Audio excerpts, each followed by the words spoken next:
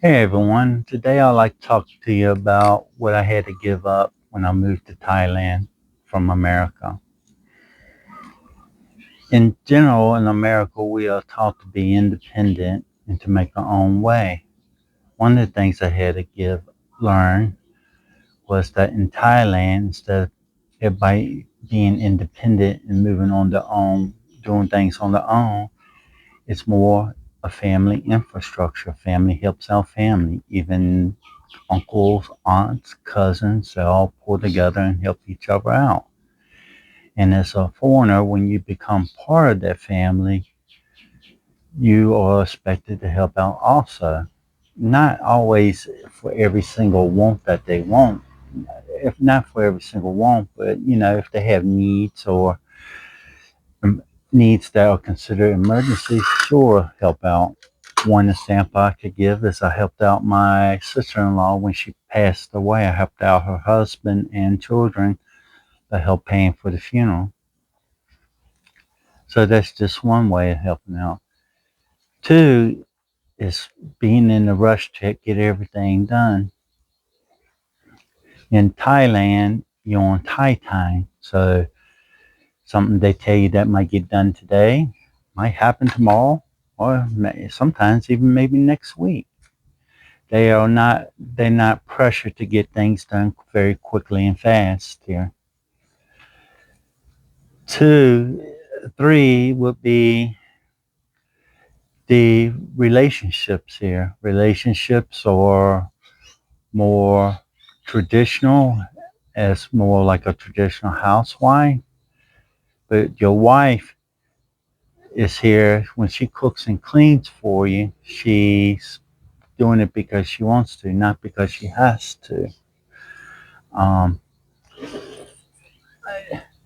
I learned that number four, that I learned that you don't have to have all your wants. You don't have to have a lot of bunch of stuff in life. So I simplified my life here in Thailand. And what I do is basically I take care of all my needs, give into my wants that add value to my life, and the rest, I let go. There's no need of having more than what you need in life. Sure, it's nice to have the nicest things and the nicest things that you can possibly buy.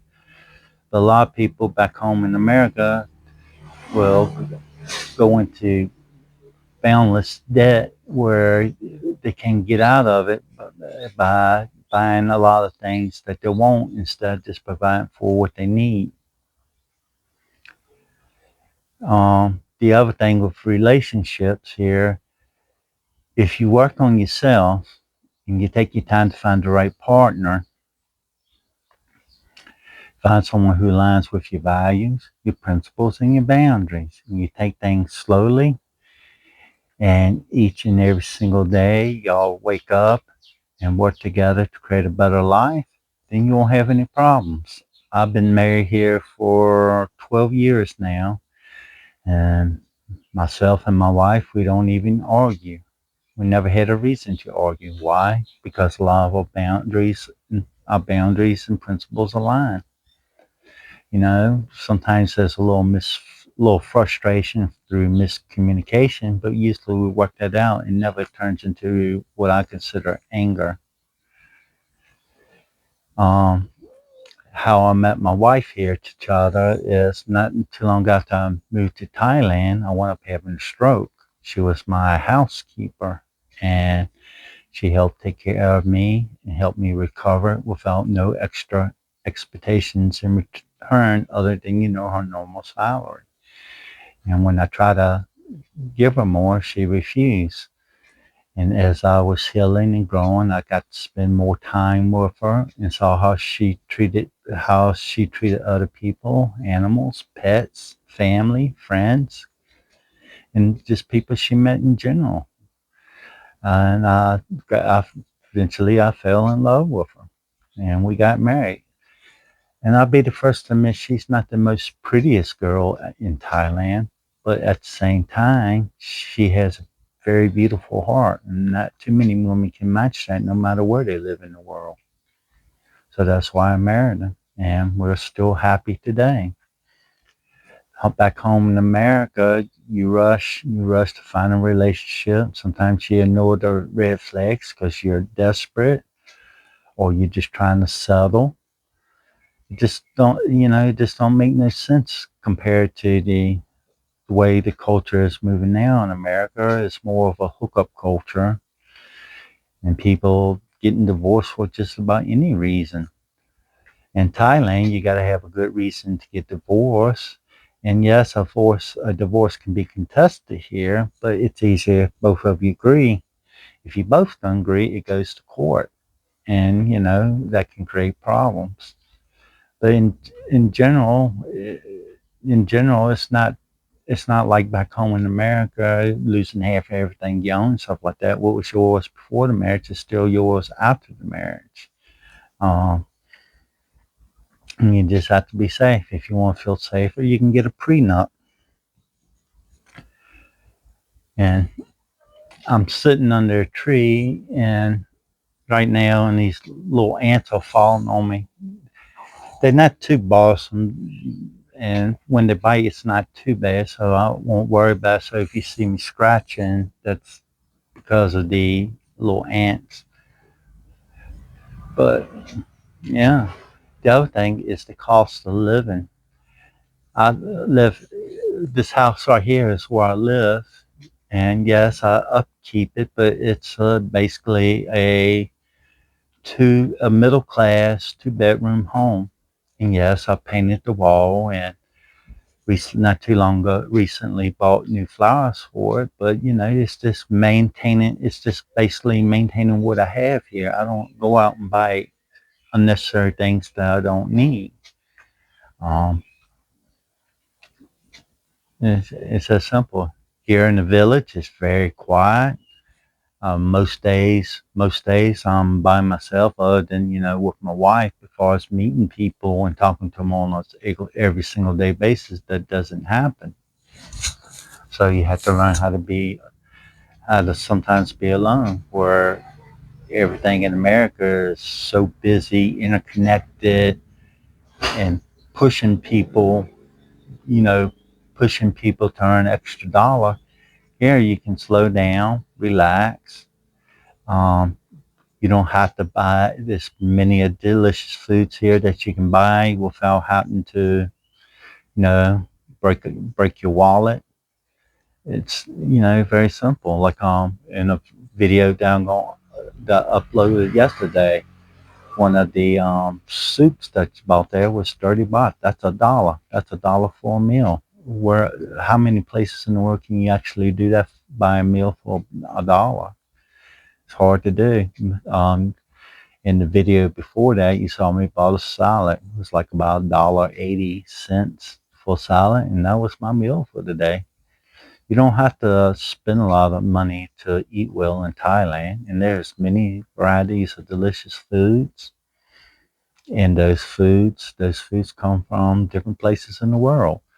Now, if that food is like a chain restaurant or something from a different country, or use ingredients that are imported, that's generally going to raise the price higher on that. It's like when it comes to buying stuff here, I don't need a brand new car.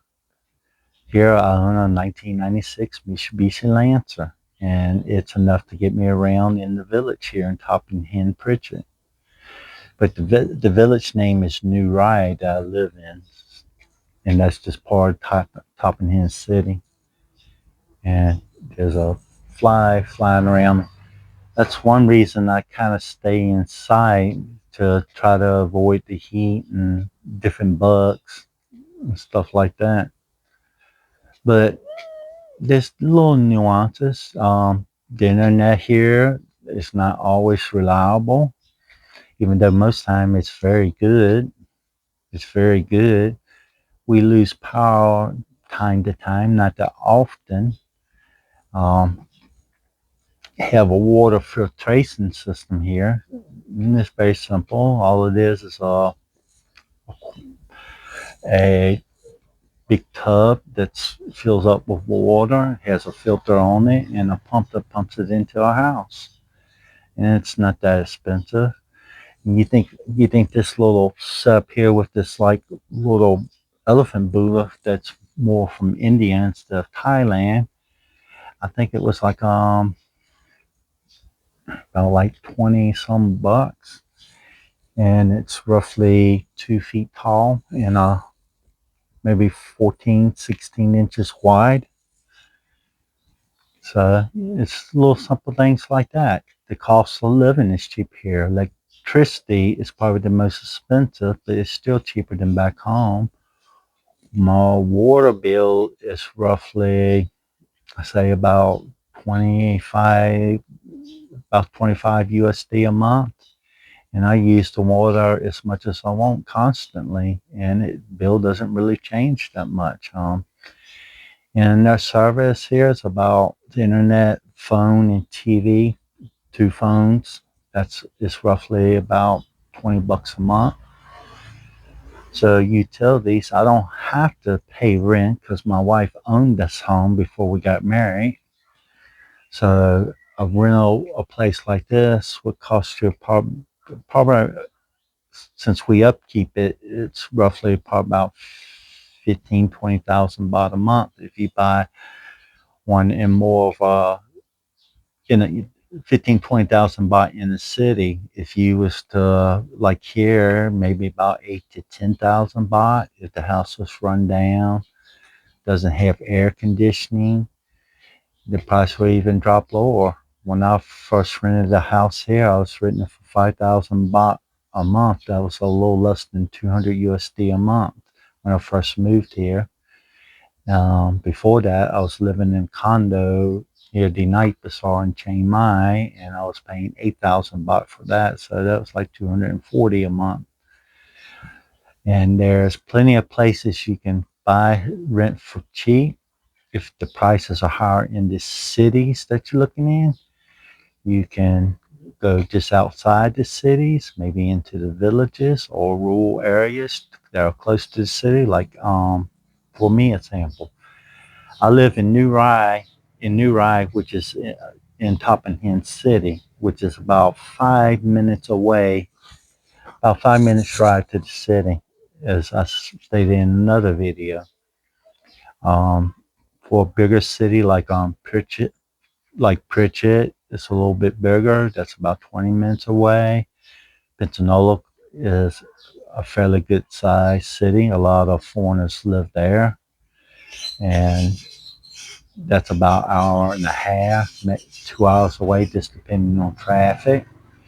And they have Nakra Sawan, and most of you know the famous ones like Pattaya, Phuket, Chiang Mai, Bangkok, and different places like that. But the more place that is densely populated, especially with tourists, the higher the price is going to be. And that's another thing I would just say is to buy where you see the locals buy, because several reasons. One, it's usually cheaper. The food tastes good, and three, it doesn't make you sick. But you have to learn. But to go back to the topic, you basically have to learn how to learn patience. Learn everything is not going to get done when you expect it to be done. You have to adjust to their culture, their laws, and their way of life. If you go overseas, at you can go overseas and expecting to have the same expectations you had back home, you're gonna want to probably disappointed and miserable. And that's another thing. A lot of men, they come over here desperate. They rush to find somebody instead of taking the time. They ignore the red flags. They get married. Then they wonder why their marriage ends in misery.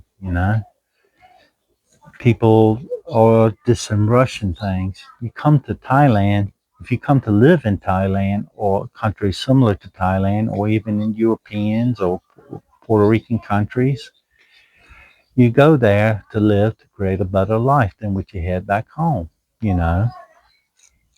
And I would recommend establishing yourself first before you start getting serious in a relationship. Understand the culture is different here for dating and marriage. The expectations for, helping family out is there, but you have to learn when to say no. In other words, help out in emergencies when you feel like it, but if you don't have the money and you can't afford it, be honest.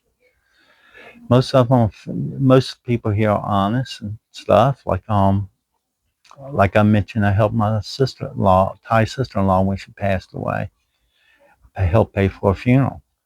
If I didn't have the money, then they have to understand that the answer would have been no, or I would just helped out a little bit less, and that's it. And usually, they'll usually they have no problem with that. Now, like another one of my nephews got in trouble with the law, and they wanted me to pay a really expensive fee to keep him from going to prison. I refused to do that. Why? Because he's doing something that he should be doing. He knew that he wasn't supposed to be doing it. So what I worked out instead was I talked and got him if they would let him out of prison if he joined the military for 2 years in Thailand. So that's how I worked it out. And a lot of times I say, well, I don't know about these days back home, but in Thailand, military is a good place to learn how to grow, become a man, become become a man, and learn how to treat others and be respected. Not only be respected, and on that, it's like put in Miss Icy's live channel as a comment. Saying you present the reflection that you want the world to see, and with that, you can create better opportunities for yourself. No matter where you live, nowhere is going to magically fix your problems. No woman, no place is going to fix the hole in your heart. You have to do that yourself. And yes, it takes time to heal. It takes time to grow. It takes time to learn from your mistakes. Take the time you need and this each day do a little bit out of your comfort zone,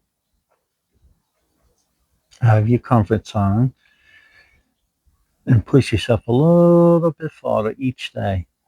Sooner or later you're gonna be healed and you're not gonna worry about the past. And I think that's a lot of problem with a lot of people today. They chain themselves down to the past while they still hold the key to the bonds. You know, I find hate like drinking poison and expecting the other person to die. The only person that's affected is you. So you forgive others, not for them, but for yourself so you can move forward in life.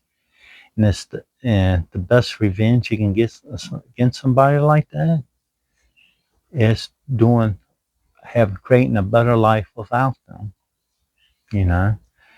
And none of the things, nothing in life is ever easy. You have to choose for yourself what's right for you. So I basically probably end this with this quote: "The life that you deserve is the one that you're willing to create. Don't blame others for what you allow in your life." I know some circumstances beyond your control, like my blood clotting disorder, but you can learn how to manage it and make the best of things. So, with that, I like to let everybody go and hope everybody has a wonderful day. If you feel generous, like and subscribe. If you have any comments or questions, please leave them down below. I'm not here.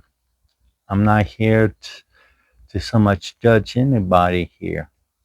I don't judge people by the way they look or by religion, politics, or whatever. I judge people by their hearts and their actions in life. So, if anything, I can listen. If I don't have a solution, then I can at least listen so you can get it off your chest. And I might possibly have a solution to your problem, but I can't guarantee it'll be one that you like. So with that, I'd like to say goodbye and everybody take care and enjoy the rest of your day.